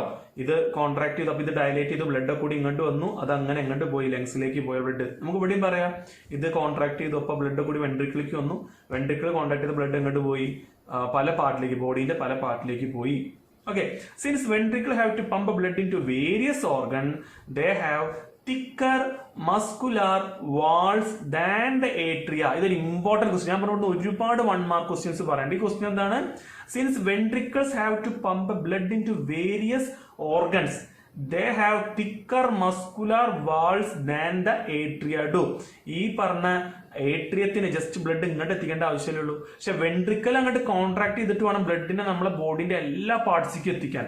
അതുകൊണ്ട് ഏട്രിയത്തിന്റെ പോർഷനിൽ കാണുന്ന മസിൽസിനേക്കാളും തിക്കറാണ്. നിങ്ങൾ ചിത്രത്തിലെ നോക്ക്, ഇവിടുത്തെ മസിൽസ് തിക്കറല്ലേ? ഇവിടുത്തെ മസിൽസ് വെൻട്രിക്കലിന്റെ അവിടുത്തെ muscles. Valves ensure that blood does not flow backwards when the atria or ventricle contract. ഇവിടെ നമുക്ക് വാൾവിന്റെ പേരൊന്നും പഠിക്കാനില്ല, കാരണം അത് സിലബസിൽ ഉണ്ടെങ്കിൽ നമ്മുടെ ബുക്കിൽ ഉണ്ടാവുമായിരുന്നു. അപ്പൊ ഇല്ല. അപ്പൊ ശ്രദ്ധിക്കേണ്ടതാണ്, വാൾവ്സ് ഉള്ളത് കൊണ്ടാണ് ഒരു ബാക്ക്വേർഡ് ഫ്ലോ ഇവിടെ ഇല്ലാത്തത്. വൺ ഡയറക്ഷണൽ ഫ്ലോ നമുക്ക് ഉറപ്പുവരുത്താനൊക്കെ പറ്റുന്നത്. ക്ലിയർ ആണല്ലോ പറഞ്ഞത്? ഇനി നെക്സ്റ്റ് നമ്മൾ പറഞ്ഞു ഡബിൾ സർക്കുലേഷൻ. ഇത് ഈ ഭാഗം വായിച്ചിട്ടല്ല പഠിക്കേണ്ടത്. ഇവിടെ 2 ക്വസ്റ്റ്യനാണ് മെയിൻ ആയിട്ടുള്ളത്. ഒന്ന്, ഡബിൾ സർക്കുലേഷൻ എന്താണ്? ഡബിൾ സർക്കുലേഷൻ എന്താണെന്നുള്ളതാണ് അതിൽ ആദ്യത്തെ ക്വസ്റ്റ്യൻ. അതുപോലെ തന്നെ ഇമ്പോർട്ടന്റ് ആണ്, പല ഓർഗാനിസങ്ങളുടെയും കേസിൽ 4 ചേമ്പേർഡ് ഹാർട്ട് ഇല്ല, 2 ചേമ്പർ ഒക്കെ ഉള്ളൂ. അതെന്താ? അവർക്ക് 2 ചേമ്പർ മതി, അവർക്ക് മിക്സ് ചെയ്താൽ കുഴപ്പമൊന്നുമില്ലേ? അതിന്റെ ആൻസർ കൂടി ഇവിടെ പറയുന്നുണ്ട്. അപ്പൊ നമുക്ക് ആ ക്വസ്റ്റ്യൻ ആൻസർ പറയാം. In the case of fishes, they are only having 2 chambered heart. Is it enough for them? Why is it does not, or why it is not enough for human beings? ഫിഷിനൊക്കെ 2 chamber ഹാർട്ടേ ഉള്ളൂ, അത് അവർക്ക് enough ആണോ? നമ്മളുടെ കേസിൽ നമ്മൾക്ക് 2 chamber മതിയോ? ഫിഷിന് അത് ഇനഫ് ആണോ? ക്വസ്റ്റ്യൻ മെനി പറഞ്ഞ് തെറ്റിങ്ങ് ശ്രമിക്കുക. ഫിഷിന്റെ കേസിൽ 2 ചേമ്പേർഡ് ഹാർട്ടേ ഉള്ളൂ, അത് അവർക്ക് വർക്കിംഗ് ആണ്, അവർക്ക് കുഴപ്പമൊന്നുമില്ല. നമ്മൾക്ക് അത് മതി. നമുക്ക് 4 ചേമ്പേർഡ് നമുക്ക് അറിയാം, പക്ഷെ നമുക്ക് 2 ചേമ്പേർഡ് ആയ കുഴപ്പമുണ്ടോ? അപ്പൊ നമ്മളതിന് ആൻസർ ചെയ്യേണ്ടത് എങ്ങനെയാണ്? There are actually 2 kind of organisms. 2 തരം ഓർഗാനിസങ്ങളുണ്ട്. One is called as warm blooded organism and another organism is called as, another type of organism is called as cold blooded organism. Cold blood പറഞ്ഞാൽ അവരുടെ blood നല്ല തണുപ്പാണെന്ന് നല്ല അർത്ഥം. ഈ warm blood ഓർഗാനിസത്തിന് ഒരു പ്രത്യേകത ഉണ്ട്. അവരുടെ ബോഡി ഒരു ഫിക്സഡ് ടെമ്പറേച്ചറിലാണ് നിൽക്കും. ഇപ്പൊ നമ്മളുടെ കേസിൽ ഒരു 37 ഡിഗ്രി സെൽഷ്യസ് എന്നുള്ള ബോഡി ടെമ്പറേച്ചർ. നമ്മുടെ എൻവയോൺമെന്റ് ടെമ്പറേച്ചർ കൂടിയാലും കുറഞ്ഞാലും നമ്മുടെ ബോഡി അതിനെ 37 തന്നെ പിടിച്ചു നിർത്താൻ ശ്രമിക്കും. എൻവയോൺമെന്റ് ചൂട് കൂടി കഴിഞ്ഞാൽ നമ്മൾ നന്നായിട്ട് വേർക്കാൻ തുടങ്ങും. അപ്പൊ നമ്മളെ ബോഡി ടെമ്പറേച്ചർ എവിടെ തന്നെ നിൽക്കും? 37 തന്നെ നിൽക്കും. എൻവയോൺമെന്റ് തണുക്കാൻ തുടങ്ങി നമ്മൾ നന്നായിട്ട് ഷിവർ ചെയ്യാൻ തുടങ്ങും, മസിൽസ് ഒക്കെ എടുത്ത് വൈബ്രേറ്റ് ചെയ്യാൻ തുടങ്ങും, ഷെയ്ക്ക് ചെയ്യാൻ തുടങ്ങും. അപ്പോൾ കുറെ എനർജി റിലീസ് ആവും, ബോഡി ഹീറ്റ് പോകും. അപ്പൊ എങ്ങനെയാണെങ്കിലും നമ്മൾ എത്രയിൽ തന്നെ മെയിൻറ്റെയിൻ ചെയ്യാൻ നോക്കും നമ്മുടെ ബോഡി 37 ഡിഗ്രി സെൽഷ്യസിൽ മെയിൻറ്റെയിൻ. അപ്പൊ നമ്മൾ എന്താണ്? വാം ബ്ലഡ് ആനിമൽസ് ആണ്. അതേസമയം ഫിഷ്, ഫ്രോഗ് ഒക്കെ കോൾഡ് ബ്ലഡ് ആണ്. അവരെ ബോഡിയിൽ അങ്ങനെ ഒരു മെക്കാനിസം ഇല്ല, അങ്ങനെ മെക്കാനിസം വർക്ക് ചെയ്യേണ്ട ആവശ്യമില്ല. നമ്മുടെ ബോഡിയിൽ കണ്ടിന്യൂസ് ആയിട്ട് വർക്ക് ചെയ്യണം. ഈ ഒരു മെക്കാനിസം ഞാൻ പറഞ്ഞില്ല, നിങ്ങൾ അനങ്ങാതിരുന്നാൽ പോലും ഈ മെക്കാനിസം അവിടെ വർക്ക് ചെയ്തുകൊണ്ടേ ഇരിക്കുകയാണ്. വർക്ക് ചെയ്യണമെങ്കിൽ എനർജി വേണം. അപ്പൊ നമ്മളുടെ കേസിൽ നമുക്ക് ഈ ഓക്സിജൻ എങ്ങാനും കാർബൺ ഡൈ ഓക്സൈഡിന്റെ കൂടെ മിക്സ് ആയി കഴിഞ്ഞാൽ നമുക്ക് എഫിഷ്യന്റ് ആയിട്ടുള്ള ഓക്സിജൻ സപ്ലൈ കിട്ടൂല. അപ്പൊ നമുക്ക് ഈ ബോഡി ടെമ്പറേച്ചർ മെയിൻറ്റെയിൻ ചെയ്യാൻ പറ്റില്ല. എന്നാൽ cold blood animals like fish, frog etcetera they do not have such a mechanism so that even if the blood oxygenated and deoxygenated, if both of them mix each other then also they can make up. അല്ലെ, അവരുടെ കേസിൽ അവർക്ക് അങ്ങനെ ഒരു body temperature maintain ചെയ്യുന്ന process ഇല്ല. കാരണം അവരുടെ ബോഡിയിൽ നിന്ന് പ്രത്യേകത പറഞ്ഞാൽ എന്താണോ എൻവയോൺമെന്റ് ടെമ്പറേച്ചർ അതായിരിക്കും അവരുടെ ബോഡി ടെമ്പറേച്ചർ. ഒരു എക്സ്ട്രീം വരെയൊക്കെ അവർക്ക് പോകാൻ പറ്റും. ഉദാഹരണത്തിന് നമ്മളൊരു ഫ്രോഗിനെ എടുത്തിട്ട് ഒരു ചെറിയ വെസലിൽ വാട്ടർ എടുക്കുക, വെള്ളം എടുക്കുക, അതിലേക്ക് ഒരു ഫ്രോഗിനെ എടുത്തിട്ട് ചൂടാക്കുക. ആ വെള്ളം തിളയ്ക്കാൻ ഏകദേശം ആവുന്ന വരെ ഫ്രോഗ് പ്രത്യേകിച്ച് യാതൊരു ചേഞ്ചും കാണിക്കില്ല, അതിനൊരു കുഴപ്പമില്ല. അതിന്റെ ബോഡി ടെമ്പറേച്ചർ അങ്ങനെ അഡ്ജസ്റ്റ് ആയതേ ഇരിക്കും. വാട്ടറിന്റെ ടെമ്പറേച്ചർ മാറുന്നതിനനുസരിച്ചിട്ട് ഫ്രോഗിന്റെ ബോഡി ടെമ്പറേച്ചർ ഇങ്ങനെ മാറിക്കൊണ്ടിരിക്കും, അതേ ടെമ്പറേച്ചർ ആയിരിക്കും. അങ്ങനെ അതിനെ അഡ്ജസ്റ്റ് ചെയ്യാൻ പറ്റാതെ വരുമ്പോൾ മാത്രമേ അതൊരു ഡിസ്കംഫേർട്ട് കാണിക്കുള്ളൂ, അതുവരെ ഒരു കുഴപ്പമുണ്ടാവില്ല. അപ്പൊ അവരുടെ കേസിൽ carbon dioxide oxygen mix ആയാലും എഫിഷ്യൻസി ഇത്തിരി കുറഞ്ഞാലും അവർക്ക് അത്ര എഫിഷ്യൻസി വേണ്ടല്ലോ. കാരണം എന്താ, അവിടെ ഈ മെക്കാനിസങ്ങളൊന്നുമില്ല, അപ്പൊ ഇതിനൊന്നും എനർജി ആവശ്യമില്ല. നമ്മുടെ കേസിൽ അങ്ങനെയല്ല. നമുക്ക് ഈ ബോഡി ടെമ്പറേച്ചർ മെയിൻറ്റെയിൻ ചെയ്യണമെന്നുണ്ടെങ്കിൽ നമുക്ക് ഈ ഓക്സിജൻ എഫിഷ്യന്റ് ആയിട്ട് ട്രാൻസ്പോർട്ട് ചെയ്തേ പറ്റുള്ളൂ. അപ്പൊ അതുകൊണ്ടാണ് നമുക്ക് ഈ 4 ചേംബർ ഹാർട്ട് എന്നുള്ളത് ഒരു നിർബന്ധമാണത്. ഇവിടെ ഈ പോർഷനിലായിട്ട് ഇത് പറയുന്നത് ഏകദേശം ബിഗിനിങ് മുതൽ ഇവിടെ എൻവയോൺമെന്റ്, ഈ ആംഫിബിയൻ എന്നൊക്കെ പറയുന്ന പോർഷൻ ഉണ്ട്. ഒന്ന് വായിച്ചു നോക്കുക നിങ്ങൾ, അവിടെ നിന്ന് ഐഡിയ കിട്ടുന്നുണ്ടോ അല്ലെങ്കിൽ എന്തെങ്കിലും എന്റെ ഹെൽപ്പ് ആണോ നിങ്ങൾ ചോദിക്കാം. നെക്സ്റ്റ് നമ്മൾ പറഞ്ഞു ഡബിൾ സർക്കുലേഷൻ. ഡബിൾ എന്ന് പറഞ്ഞാൽ തന്നെ അറിയാം 2 എന്നുള്ള മീനിങ് ആണ്. ഇവിടെ നമ്മൾ മെൻഷൻ ചെയ്യേണ്ടതാണ്, ഒരു സർക്കുലേഷൻ കംപ്ലീറ്റ് ആവുമ്പോഴേക്കും, ഒരു സൈക്കിൾ ബ്ലഡ് ഫ്ലോന്റെ ഒരു സർക്കുലേഷൻ കംപ്ലീറ്റ് ആവുമ്പോഴേക്കും സെയിം ബ്ലഡ് ഹാർട്ടിലൂടെ 2 തവണ വരുന്നുണ്ട്, അല്ലെങ്കിൽ ഹാർട്ട് 2 തവണ കാണുന്നുണ്ട്. ഇവിടെ സി എന്നൊന്നും പറഞ്ഞ് എഴുതി വെക്കരുത്. 2 times blood sees the heart എന്നൊന്നും എഴുതി വെക്കരുത്. While completing a circulation blood flows through the heart twice. This is why the circulation in the case of human beings or ourselves, it is called as double circulation. Vertebrate എന്ന് പറഞ്ഞാൽ അത് general ആയിട്ട് കേട്ടോ. നമ്മൾ മുമ്പ് പഠിച്ചിട്ടുണ്ടാവും animal കിങ്ഡത്തിൽ vertebrate എന്നൊരു group ഉണ്ടല്ലോ, phylum, Chordata എന്നൊക്കെ പറഞ്ഞ് കേട്ടിട്ടുണ്ടായിരിക്കും. അത് ഡിസ്കസ് ചെയ്ത് നേരം കാണില്ല. അപ്പൊ നമ്മളുടെ കേസിൽ ഒരു സർക്കുലേഷൻ കംപ്ലീറ്റ് ആകുമ്പോൾ ബ്ലഡ് 2 തവണ ഹാർട്ട് ക്രോസ് ചെയ്ത് പോകുന്നുണ്ട്. അതുകൊണ്ടാണ് നമ്മൾ എന്ത് വിളിക്കുന്നത്, ഡബിൾ സർക്കുലേഷൻ എന്ന് വിളിക്കുന്നത്. നമുക്ക് നോക്കി നോക്കാം. Pure blood from lungs, it reaches heart. Lungs എന്നുള്ള pure blood heart എത്തി. Then artery through the aorta, artery എന്ന് പറഞ്ഞാൽ through aorta, that blood is pumped to various organs. Then from various organs the carbon dioxide is diffused into the blood and again that blood is pumped to heart. അല്ലെ, അപ്പൊ നോക്ക്, ഒരേ blood അല്ലേ, ഒരു തവണ heart കണ്ടു, ഹാർട്ടിൽ നിന്ന് pump ചെയ്ത് വന്ന് വീണ്ടും എങ്ങോട്ട് തന്നെ എത്തി, ഹാർട്ടിലേക്ക് തന്നെ എത്തി. ഇപ്പൊ 2 തവണ ഹാർട്ടിൽ എത്തിയില്ലേ, ഇതിനെയാണ് നമ്മൾ എന്ത് വിളിക്കുന്നത്, ഡബിൾ സർക്കുലേഷൻ എന്ന് പറഞ്ഞുകൂടെ നിങ്ങൾക്ക് നോക്കാം. Thus, blood goes only once through the heart in fish during one cycle of passage through the body. On the other hand, it goes through the heart twice during each cycle in other vertebrates. This is known as double circulation. Okay, ഈ ഒരു ഭാഗത്ത് 2 question discuss ചെയ്തിട്ടുള്ളത്. ഒന്ന് ആ ഒരു warm ബ്ലഡും called ബ്ലഡിന്റെയും കേസും, അതുപോലെ തന്നെ ഈ ഡബിൾ സർക്കുലേഷൻ. 2 ഇമ്പോർട്ടന്റ് ക്വസ്റ്റ്യൻ, ഒരു സംശയമുണ്ട്. ഇവിടെയാണെങ്കിൽ പൾമണറി ആർട്ടറിയിൽ ഏത് ബ്ലഡാ ക്യാരി ചെയ്യുക, ആർട്ടറി നോക്കുമ്പോഴേക്കും കുറെ ആൾക്കാർ പോയിട്ട് പ്യൂർ എഴുതും. ദയവ് ചെയ്ത് ആരെങ്കിലും മിസ്റ്റേക്ക് വരുത്തുണ്ട്, നിങ്ങൾ ആ മിസ്റ്റേക്ക് വരുത്തരുത്. പൾമണറി ആർട്ടറിയിൽ ഇമ്പ്യൂർ ബ്ലഡ് ആണ്, പൾമണറി വെയിനിൽ പ്യൂർ ബ്ലഡ് ആണ്. പൾമണറി ആർട്ടറി ബ്ലഡ് ക്യാരി ചെയ്യുന്നത് റൈറ്റ് വെൻട്രിക്കിളിൽ നിന്ന് ലങ്സിക്കാണ്. അതുപോലെ പൾമണറി വെയിൻ ബ്ലഡ് ക്യാരി ചെയ്യുന്നത് ലങ്സിൽ നിന്ന് ലെഫ്റ്റ് ഏട്രിയത്തിക്കാണ്. നിങ്ങൾ മറക്കരുത്, പ്ലീസ് മറക്കരുത്. ഓക്കെ, ഇനി ഇവിടെ നമുക്ക് ആവശ്യമില്ലാത്തൊരു ബ്ലഡ് പ്രഷറിന്റെ പോർഷൻ ഉണ്ട്, നിങ്ങളത് വായിച്ചു വിടുക. ആർക്കെങ്കിലും ആ ഭാഗം ഒന്ന് അറിയണമെന്നുണ്ടെങ്കിൽ നിങ്ങൾ ചോദിച്ചുകൊണ്ട് നമുക്കത് നമ്മളെ ടെക്സ്റ്റ് ബുക്കിന്റെ പോർഷൻ അല്ല, സിലബസിൽ ഒന്നും ചോദിക്കാനൊന്നും പോണില്ല. എന്നാൽ ഇവിടെ ഒരു ഇൻസ്ട്രുമെന്റിന്റെ പേര് പറയേണ്ടത്, അതൊന്ന് നോക്കി വെക്കാം. സ്ഫിഗ്മോ മാനോമീറ്റർ. പ്രഷർ മെഷർ ചെയ്യാൻ ഹോസ്പിറ്റലിലൊക്കെ ഉപയോഗിക്കുന്ന ഡിവൈസിന്റെ പേരാണ് സ്ഫിഗ്മോ മാനോമീറ്റർ. നമുക്കറിയാം ഹൈ പ്രഷറും ലോ പ്രഷറും ഒക്കെ ഭയങ്കര പ്രശ്നങ്ങളാണ് അല്ലേ, ഇന്നത്തെ കാലത്ത് ഒരുവിധം എല്ലാവർക്കും ഉള്ളതാണ്. അപ്പൊ അത് വരാതിരിക്കാൻ വേണ്ടിയിട്ട് നമ്മള് സാൾട്ടിന്റെ ലെവലില്ലേ, നമ്മൾ ഫുഡിലൊക്കെ ഉള്ള ഉപ്പിന്റെ അളവ്, അതൊക്കെ ഒന്ന് എല്ലാവരും നിയന്ത്രിക്കുക കേട്ടോ. അപ്പൊ തന്നെ ശ്രദ്ധിക്കുക. ഈവൻ നമ്മുടെ ബ്ലഡ് വെസലൊക്കെ പൊട്ടാൻ വരെ പല ഓർഗനിന്റെ ഉള്ളിലൊക്കെ ബ്രേക്കിംഗ് ഉണ്ടാവുക. ഓക്കെ, അപ്പൊ അങ്ങനത്തെ സ്ട്രോക്ക് പോലത്തേക്കൊന്നും എത്താനൊക്കെ അത് കാരണമാവും. അപ്പൊ അങ്ങനെ വരാതെ നോക്കണമെന്നുണ്ടെങ്കിൽ പ്രഷർ ഇടയ്ക്കൊക്കെ നിങ്ങൾ ചെക്ക് ചെയ്യുക. നിങ്ങളെ വീട്ടില് പ്രായവരൊക്കെ ഉണ്ടെങ്കിൽ അവർക്ക് ചെക്ക് ചെയ്യേണ്ടതെന്നൊക്കെ നിങ്ങൾ ഉറപ്പുവരുത്തുക. നെക്സ്റ്റ് നമ്മളൊരു ഓർഗനെ പറ്റിയ കാര്യമായിട്ട് പറഞ്ഞു, നമ്മളുടെ ആർട്ടറി വെയിനൊക്കെ പറഞ്ഞെങ്കിൽ കൂടി നമ്മൾ കാര്യമായിട്ട് ഹാർട്ടിനെ പറ്റി ഡിസ്കസ് ചെയ്തു. ഹാർട്ട് മാത്രം പോരല്ലേ ബ്ലഡ് സപ്ലൈ ചെയ്യാൻ, നമുക്ക് ട്യൂബ് വേണം, അതിനുള്ളിലൂടെ വേണം ഈ ബ്ലഡ് ഫ്ലോ ചെയ്യാൻ. കാരണം നമ്മളതൊരു ക്ലോസ്ഡ് ടൈപ്പ് സർക്കുലേഷനാണ്. രണ്ട് തരം സർക്കുലേഷൻ ഉണ്ട്, ഓപ്പൺ ടൈപ്പ് സർക്കുലേഷനും ക്ലോസ്ഡ് സർക്കുലേഷനും. ബ്ലഡ് വെസലൊക്കെ ഉണ്ടെങ്കിൽ ക്ലോസ് എന്നാ വിളിക്കുക, ക്ലോസ്ഡ്. ഓപ്പൺ ടൈപ്പ് പറഞ്ഞാൽ എന്താ അറിയോ, ഫുള്ള് ബ്ലഡ് ആയിരിക്കും ബോഡി മുഴുവൻ, അതിൽ ഓർഗൻസ് ഒക്കെ ബ്ലഡിൽ ഇങ്ങനെ മുങ്ങി നിൽക്കുന്നുണ്ടാവും, അത് തന്നെ ജസ്റ്റ് ഒരു ഡിപ്പ് ചെയ്ത പോലെ നിൽക്കുന്നുണ്ടാവും. അപ്പോൾ അവിടെ ബ്ലഡ് വെസലിന്റെ ആവശ്യമില്ല. നമ്മുടെ കേസിൽ അതല്ല, നമുക്ക് കൃത്യമായിട്ടുള്ള ബ്ലഡ് വെസലുകളുടെ ട്യൂബുകളുണ്ട്. നമ്മുടെ കേസിൽ രണ്ട് തരം ട്യൂബുകളാണുള്ളത്, ആർട്ടറി അതുപോലെ വെയിൻ. ഇതിന് രണ്ടിന്റെ ഇടയിൽ ഒരു ഗ്രൂപ്പ് കൂടി ഉണ്ട്, നമ്മൾ കാപ്പിലറി എന്ന് വിളിക്കും. നമുക്ക് നോക്കി നോക്കാം. Arteries are vessels which carry blood away from the heart to various organ of the body. Arteries എന്താണ്, നമ്മുടെ ബ്ലഡിനെ ഹാർട്ടിൽ നിന്ന് പറഞ്ഞ ഡെഫിനേഷൻ മുമ്പ് പറഞ്ഞു അല്ലെ, ബ്ലഡിനെ ഹാർട്ടിൽ നിന്ന് വേരിയസ് ഓർഗൻസിലേക്ക് കൊണ്ടുപോവുകയാണെങ്കിൽ അതിനെ വിളിക്കുന്നത് വരുന്ന artery.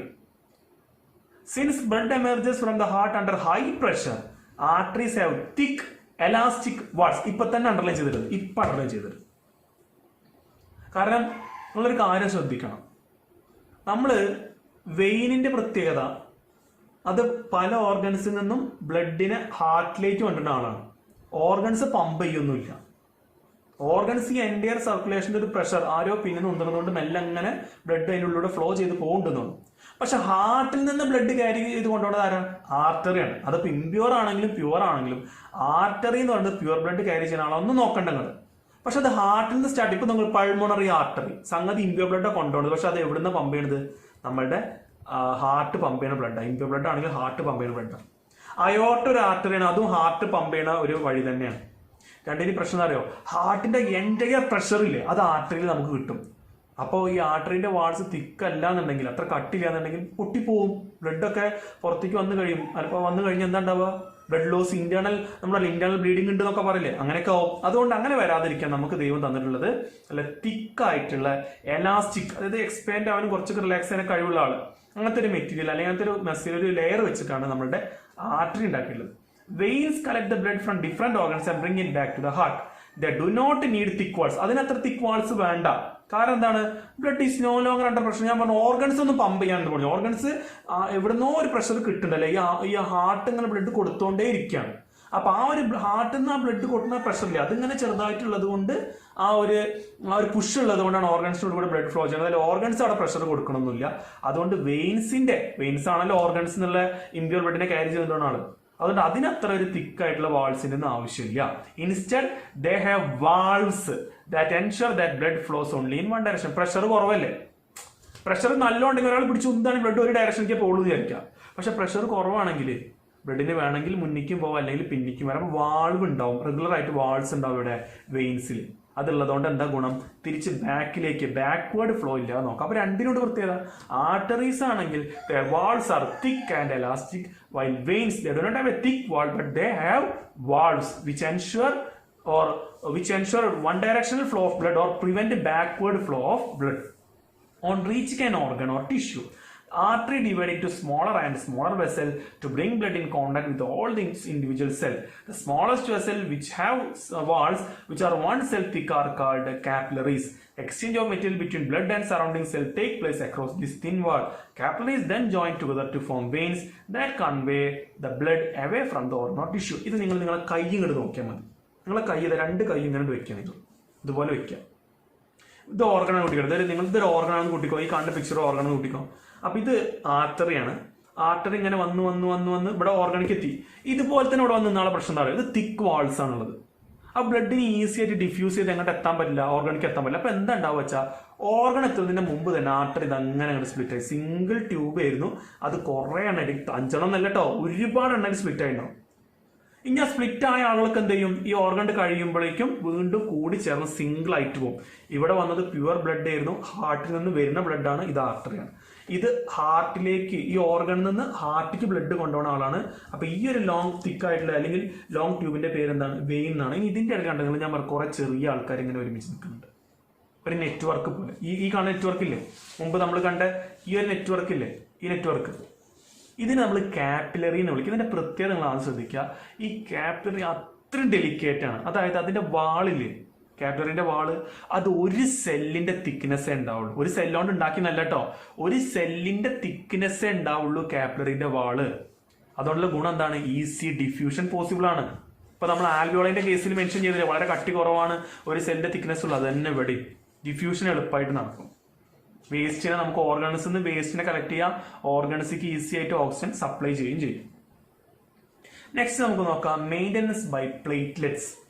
What happen if the system of tubes develop a leak? നമ്മൾ മുമ്പ് തന്നെ പറഞ്ഞു, പമ്പ് ചെയ്യാൻ ആളുണ്ടായാൽ പോരാ, പമ്പ് ചെയ്ത് കൊണ്ടുപോകാൻ ആളുണ്ടായാൽ പോരാ, അതിനെന്തെങ്കിലും റിപ്പയറിംഗ് മെക്കാനിസം കൂടി നമ്മൾ കാണണം.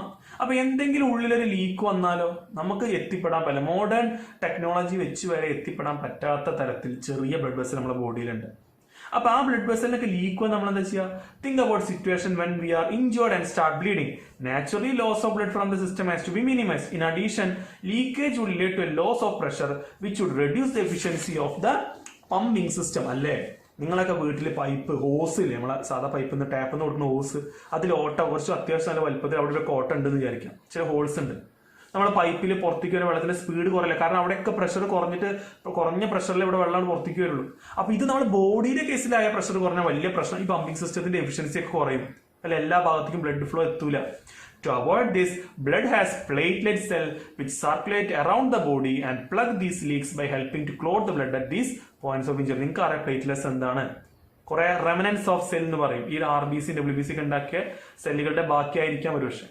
കുറെ സെൽ പീസസ് നിങ്ങൾ കണ്ടിട്ടില്ല പിക്ചർ 9th സ്റ്റാൻഡേർഡിൽ. അപ്പൊ ആ പ്ലേറ്റ്ലെറ്റ് നമ്മുടെ ബ്ലഡിലുണ്ട്. അപ്പൊ എവിടെയെങ്കിലും ഇഞ്ചുറി, ഒരു ചെറിയ പൊട്ടലൊക്കെ ഉണ്ടെങ്കിൽ വേഗം ഈ പ്ലേറ്റ്ലെറ്റ് പോയിട്ട് അവിടെ അടഞ്ഞ് അവിടെ ആ ഭാഗം അടയ്ക്കും. അതോടൊരു ബ്ലഡ് അതിലൂടെ ഫ്ലോ ചെയ്യൂല, പുറത്തേക്ക് പോകില്ല, മിസ്സാവില്ല, പ്രഷറിന്റെ ലോസ് ഒന്നും ഉണ്ടാവില്ല. ഇത്ര കാര്യങ്ങളാണ് അവിടെ നമ്മൾ പറയുന്നത് റിപ്പയറിംഗ് മെക്കാനിസത്തിൽ. അവിടെ ഒറ്റ വാക്കെ നോക്കി നിൽക്കേണ്ട പ്ലേറ്റ്ലെറ്റ് സെൽസ്. ഓക്കെ, ലാസ്റ്റ് ടോപ്പിക്കിൽ നമുക്ക് പറയാനുള്ളത് ലിംഫാണ്. ലിംഫ് നല്ല ഇമ്പോർട്ടൻ്റ് ആണ്. നിങ്ങൾക്ക് പനിയൊക്കെ വരുമ്പോൾ ഈ ചെവിന്റെ പിന്നിൽ, അതുപോലെ ഈ തൊണ്ടേന്റെ ഈ ത്രോട്ടിന്റെ 2 സൈഡിലായിട്ട്, അല്ലെങ്കിൽ നമ്മൾ ആം പീറ്റിലൊക്കെ നിങ്ങൾ നോക്കുമ്പോൾ ചെറിയൊരു പെയിൻ നിങ്ങൾക്ക് ഫീൽ ചെയ്യും. അതുപോലെ ചെവിന്റെ പിന്നിലൊക്കെ തൊട്ടൊക്കെ ഒരു ബൾജ് ഉള്ള പോലെ നിങ്ങൾക്ക് തോന്നും, എന്തോ അങ്ങനെ പൊന്തി നിൽക്കണ പോലെ. ആദ്യമായിട്ടൊക്കെ ആണെങ്കിൽ നിങ്ങൾ പേടിച്ചു പോകും, ചിലപ്പോൾ അത്യാവശ്യം ഉണ്ടാവുകയും.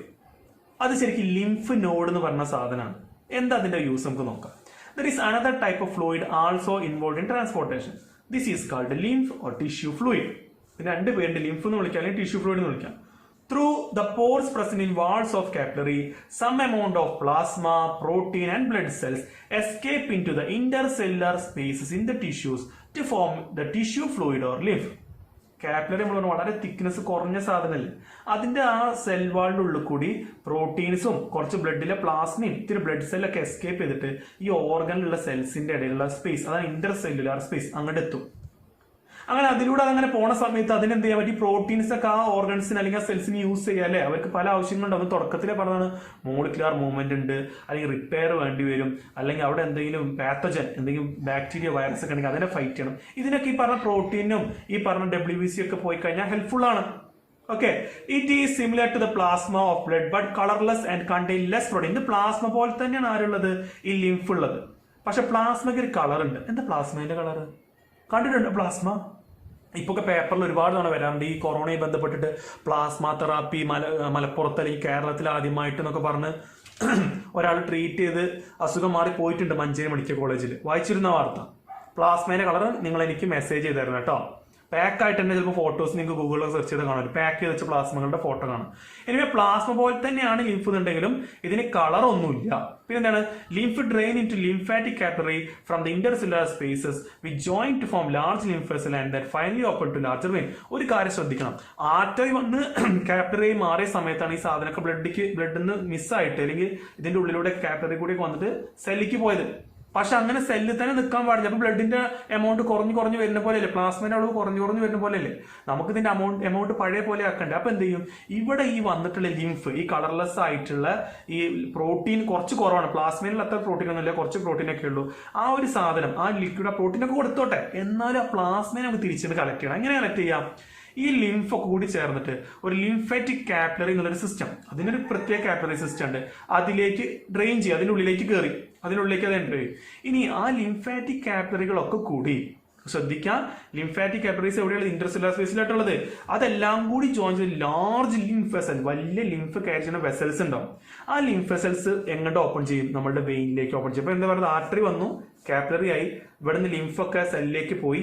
ആ ലിംഫിനൊക്കെ പിന്നീട് ലിംഫാറ്റിക് ആയിട്ടുള്ള വെസൽസ് അല്ലെങ്കിൽ ലിംഫാറ്റിക് കാപ്പിലറീസ് അതിനൊക്കെ ഡ്രെയിൻ ചെയ്തെടുത്തു, അതിനൊക്കെ വലിച്ചെടുത്തു, അല്ലെങ്കിൽ അതൊക്കെ അതിൻ്റെ ഉള്ളിലേക്ക് പോയി ലിംഫാറ്റിക് കാപ്പിലറീസ് ഒക്കെ കൂടി ജോയിൻ ചെയ്തിട്ട് ലിംഫാറ്റിക് വെസൽസ് ആയി. ആ വെസൽ അല്ലെങ്കിൽ ലിംഫ് വെസൽ എങ്ങോട്ട് ഓപ്പൺ ചെയ്തു? വെയിനിക്ക്. ഇപ്പൊ ബ്ലഡ് കുഴപ്പമില്ല, ഇവിടുന്ന് വന്ന അതേ എമൗണ്ട് ഇവിടെ ഉണ്ട്.